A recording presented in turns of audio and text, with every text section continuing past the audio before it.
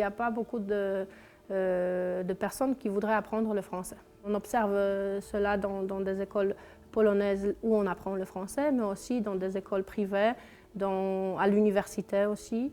Et on essaye de faire tout notre possible d'améliorer cette situation, mais malheureusement, le problème y est. C'est l'anglais qui est la première langue en Pologne. Déjà, dans les écoles maternelles aussi, on enseigne l'anglais.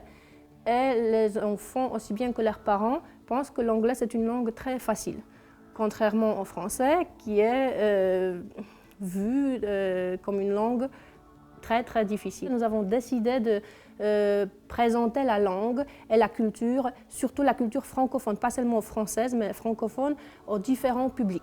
Et ce que nous faisons dans notre association, nous proposons des ateliers de culture sur la francophonie aux différents publics, aux différents âges. Ça veut dire que nous avons par exemple des ateliers pour les enfants de l'école primaire, mais nous proposons aussi des ateliers aux enfants avec leurs parents et avec leurs grands-parents. Et ce qu'on fait, c'est de présenter que la langue française n'est pas parlée seulement en France, de leur montrer que le français est présent partout dans le monde, mais aussi de les inciter à découvrir l'influence de la langue française sur la langue polonaise, par exemple, mais de leur montrer que bien qu'ils ne sachent pas parler français, ils connaissent beaucoup de mots en français, par exemple, et qu'ils doivent quand même à un certain moment de leur vie, faire face à la langue française. Et ça serait mieux de la comprendre, de la parler pour pouvoir mieux vivre. On essaie de convaincre que les compétences multiples, n'est-ce pas, ce qui est très à la mode aujourd'hui en Pologne, les intelligences multiples, c'est très important et ça se développe avec l'apprentissage d'une langue. Alors pourquoi ne pas apprendre le français? Parce que derrière le français, il y a une culture, il y a la littérature, il y a une histoire très intéressante, n'est-ce pas? Ou l'histoire très intéressante. Alors que derrière l'anglais, on n'a pas le temps de le trouver parce qu'on doit... c'est un peu comme, je sais pas, la connaissance de différents logiciels dans votre ordinateur, n'est-ce pas, l'anglais?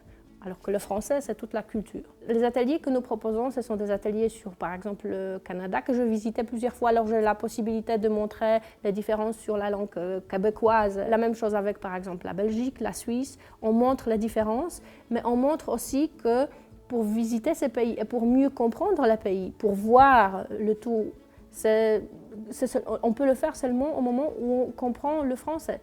Et où quand on montre notre effort, que nous voulons bien plonger dans cette culture, dans cette histoire. Alors que si on parle anglais, bien sûr, c'est possible de visiter la France, de visiter le Canada, les pays d'Afrique par exemple, oui, les pays de Maghreb, mais ça sera impossible d'entrer dans des relations plus proches avec des gens.